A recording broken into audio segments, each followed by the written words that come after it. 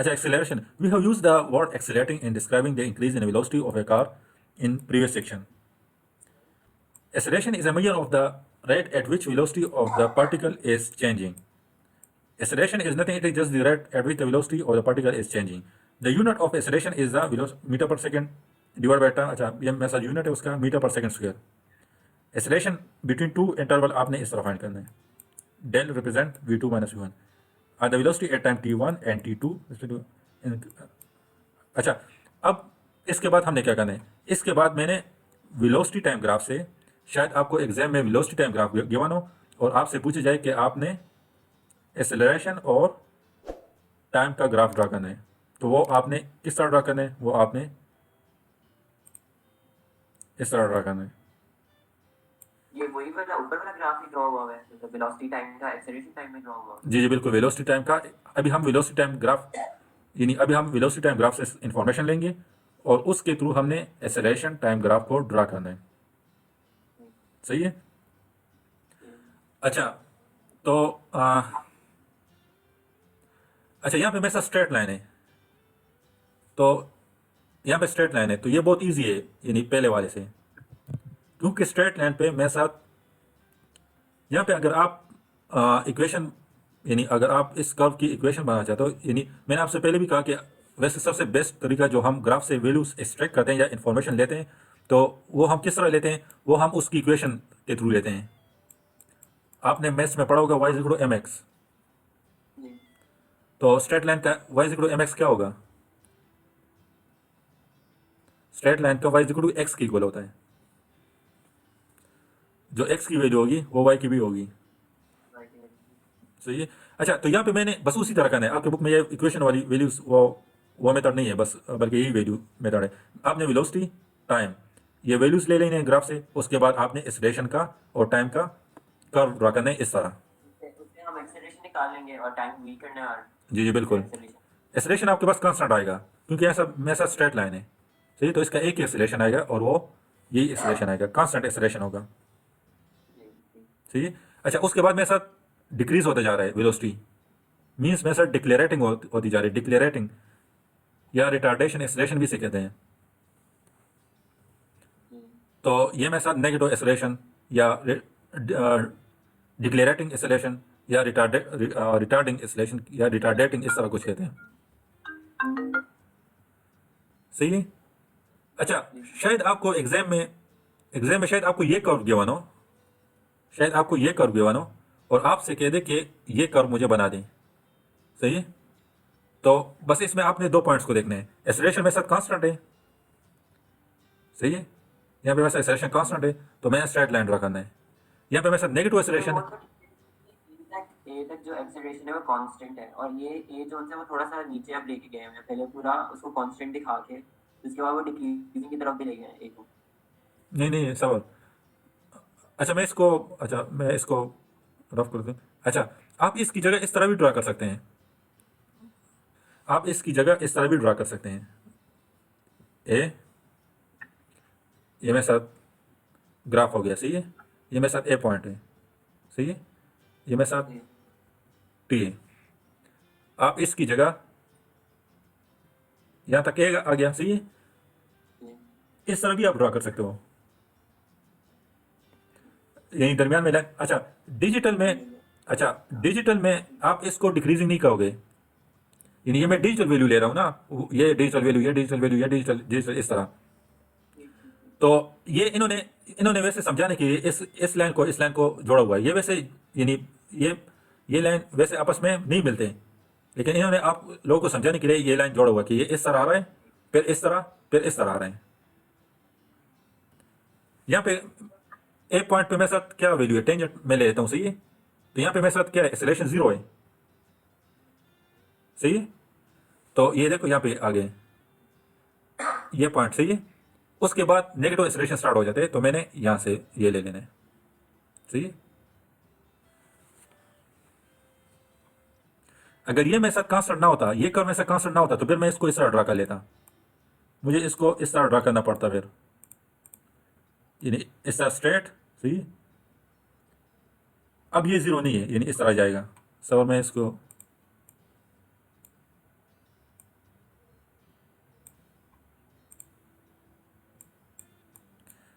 यानी फिर मैं इसको इस तरह ड्रा करता, अगर ये मेरे साथ कांस्टेंट ना होता तो फिर इस तरह मैं ड्रा करता और इस तरह जाता, सही है। तो अभी अभी यहाँ पे मेरे साथ ये यानी जीरो नहीं है, लेकिन इस पॉइंट में जब इस तरह डायरेक्टली नीचे जीरो आ जाता है तो फिर मेरे साथ ये जीरो हो जाए। ये आप आगे अगर इंजीनियरिंग फील्ड में चले गए तो आपको वहाँ पे सही समझ आ जाएगा, लेकिन यही पॉइंट है वहाँ पे क्या समझ, लेकिन यही पॉइंट है कि इस लाइन को अगर आप ड्रॉ भी ना करो तो वो आपको यानी गलत नहीं होगा। अच्छा अच्छा, we take extremely small time interval just as we did when defining instantaneous velocity because it involves a change in velocity, a vector quantity. Acceleration is a vector quantity, obviously because velocity is a vector quantity. We need to specify both its magnitude and direction. Magnitude आप किस तरह find करोगे, फॉर्मूले से, direction tangent line से.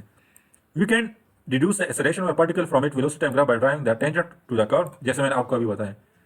Direction, अच्छा, finding the slope of the, slope किसे कहते हैं, slope is nothing just the tangent line. Slope में सब क्या है, टेंजेंट लाइन है, टेंजेंट.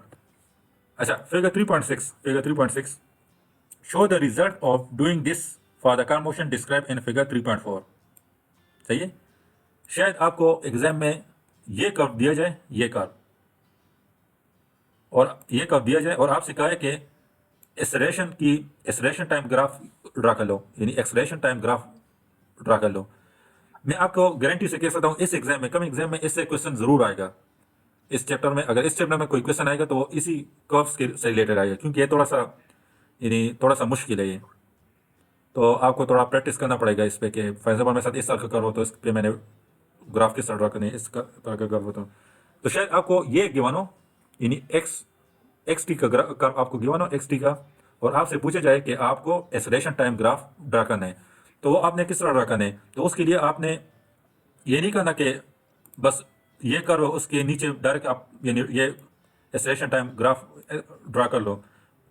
पहले आपने वेलोसिटी टाइम ग्राफ ड्रा करना है, उसके बाद ही एक्सेलरेशन टाइम ग्राफ ड्रा करना है, सही है. अच्छा, we can deduce the acceleration of a particle from it velocity time graph by drawing a tangent to the curve and finding the slope of the tangent. अच्छा, figure 3.1 directional time graph and figure 3.5 the velocity time graph, the acceleration is rate at a constant rate between, बस ये वही बात है जो मैंने अभी आपको डिस्कस कर ली. अच्छा, यहाँ पे फ्री फॉल का ये नहीं आ रहा है. फ्री फॉल वही जो हमारे पास gravitational 9.81 metre per second square, ये में सर कांस्टेंट होते हैं. Upon approach to 10 metre per second to illustrate the range of value you may come across some acceleration are summarise in table 3.4. अच्छा, एग्जांपल्स की तरफ आते हैं. ये एग्जांपल सोल्यूशन के बारे में आप खुद ही सॉल्व कर लोगे, लेकिन ये एग्जांपल मैं आपको जल्दी जल्दी सॉल्व कर देता हूँ. तो अच्छा, sprinter start from block rich his full speed of 9 meter per second. In this time, what is the average acceleration? 9 divided by 1.5. बस उसी से आप फाइंड कर लोगे. अच्छा, एक 5 number. A car is traveling at a speed of 25 meter per second. At this speed, it is capable of accelerating. अच्छा, v में क्या है, 25 मीटर पर सेकेंड. अच्छा, इस वेलोसिटी पे मेरे साथ एक्सेलरेशन 1.8 मीटर पर second square. How long means time find करना है. It take to accelerate from 25 metre पर second to the speed limit of 31 metre पर सेकेंड. तो अच्छा, यहाँ पे आपने एक्सेलरेशन हमें गिवन है, सही है. तो टाइम फाइंड करना है, तो टाइम के लिए आपने यानी मेरे साथ इसको इस तरह लिख सकता हूँ कि मेरे साथ ये v2 minus v1 divide by acceleration.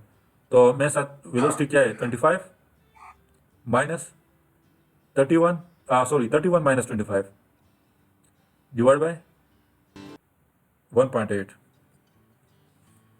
तो ये आप कर लोगे तो इससे आपके पास आ जाएगा.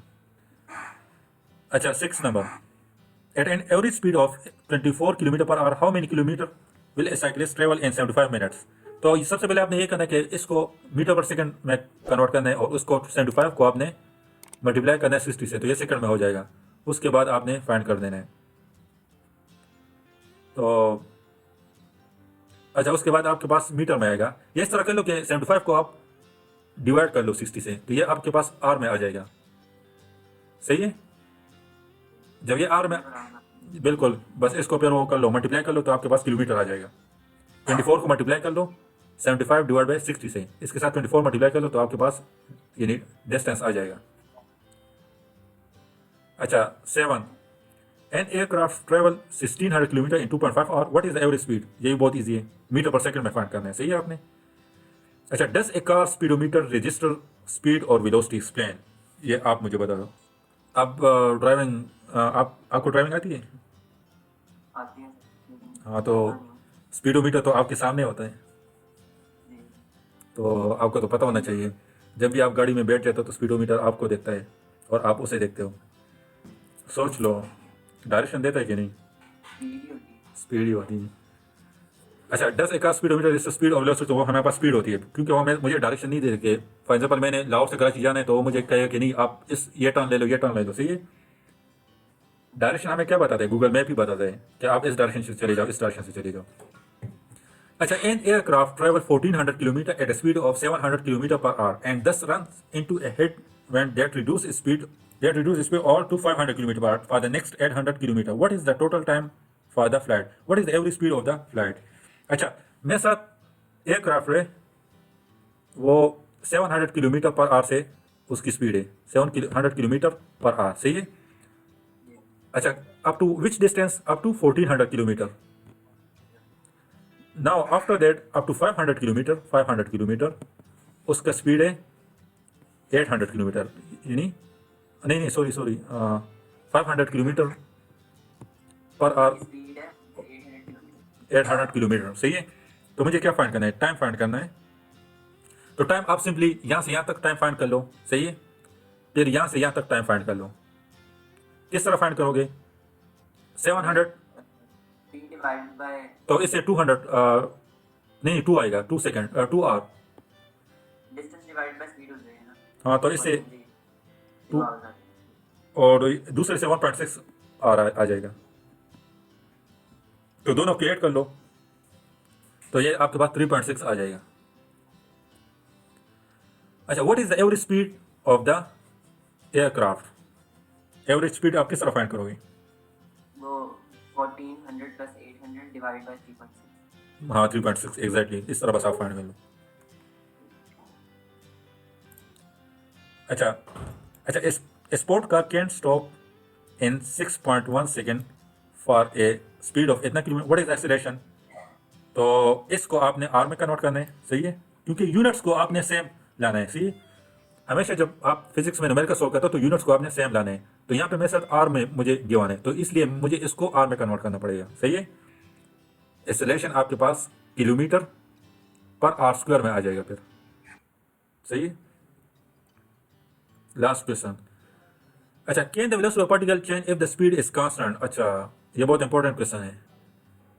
Can the speed of a particle change if its velocity is constant? If the answer is either yes, if the answer is to either question is yes, give example. अच्छा, ये बहुत इंपॉर्टेंट क्वेश्चन है। फिर velocity change हो सकती है अगर speed constant है, क्योंकि जो अगर एक कार है और वो राउंड जा रही है तो उसके हर पॉइंट पे साथ में उसकी डायरेक्शन भी चेंज होगी। एग्जैक्टली, बिल्कुल यही है, सही बात है आपकी। स्पीड है लेकिन वेलोसिटी चेंज होगी। ओके, और नेक्स्ट पार्ट बी का, can the speed of a particle change if the velocity is constant? Physics हमेशा रीजन के पीछे भागता है। आप तो आंसर दे दोगे, आप आंसर दे दोगे, लेकिन आपके पास रीजन नहीं होंगे तो आप बिल्कुल जीरो होंगे। तो अगर वेलोसिटी कांस्टेंट है तो मतलब कि उसका डायरेक्शन भी चेंज नहीं हो रही। डायरेक्शन चेंज, डायरेक्शन चेंज तो मतलब अच्छा उसकी डायरेक्शन चेंज नहीं हो रही तो उसकी उसी वजह से मेरे साथ उसकी स्पीड कांस्टेंट है, राइट। जी। तो स्पीड में तो डायरेक्शन की बात मैं करता ही नहीं हूँ, स्पीड में तो मैं डायरेक्शन को नहीं देखता। अच्छा, वेलोसिटी कांस्टेंट है, स्पीड नहीं हो सकती सर, बस लॉजिक नहीं हो सकती। क्या लॉजिक नहीं हो सकती? क्वेश्चन है, फॉर एग्जाम्पल मेरे साथ, मैं आपसे पूछता हूँ कि मेरे साथ वेलोसिटी कांस्टेंट है तो स्पीड मेरे साथ क्या होगा? फॉर एग्जाम्पल वाई आपका, मैं आपसे पूछ रहा हूँ कि आपकी वेलोसिटी कांस्टेंट, तो आप मुझे यही कहो कि लॉजिक है। वो तो कुछ बात इस तरह है जो मैं कल परसों आपको बता कि लॉजिक नहीं बनता उसका, वो तो आम डेली लाइफ में आप बताया तो किसी दूसरे बंदे को बताया तो वो हंसेगा कि ये लॉजिक तो बिल्कुल नहीं बनता। लेकिन अगर ये क्वेश्चन आप किसी आम बंदे से करो तो वो कहे कि नहीं ये तो, वो हंसेगा नहीं वो। अच्छा, जब भी स्पीड होता है इसमें कुछ नहीं है, बस यही समझ, स्पीड होता है तो स्पीड में मैं स्पीड में मुझे मैग्नीट्यूड को देखना पड़ता है, सही है, सही है। वेलोसिटी में मुझे मैग्नीट्यूड प्लस डायरेक्शन को, ये आपको पता है, मैग्नीट्यूड प्लस डायरेक्शन, सही है। अच्छा, अभी मैं आपसे कह दूं कि velocity constant means magnitude constant, direction constant. Magnitude constant हो गया तो मीन्स स्पीड भी चेंज नहीं होती। स्पीड भी कांस्टेंट हो गई। अच्छा मैं वेलोसिटी को इस तरह भी इस मैग्नीट्यूड की जगह मैं अगर वेलोसिटी लिख लूं तो ये सही होगा या गलत कि वेलोसिटी मेरे साथ इक्वल है स्पीड प्लस डायरेक्शन। ये बिल्कुल बिल्कुल इसी तरह। तो मेरे साथ ये जी बिल्कुल, तो मेरे साथ velocity constant means magnitude constant, direction constant means speed constant. अच्छा मेरे साथ velocity change means magnitude change, direction change. So magnitude change हो गया तो मेरे साथ स्पीड भी मैग्नीट्यूड की वजह से चेंज। सही है।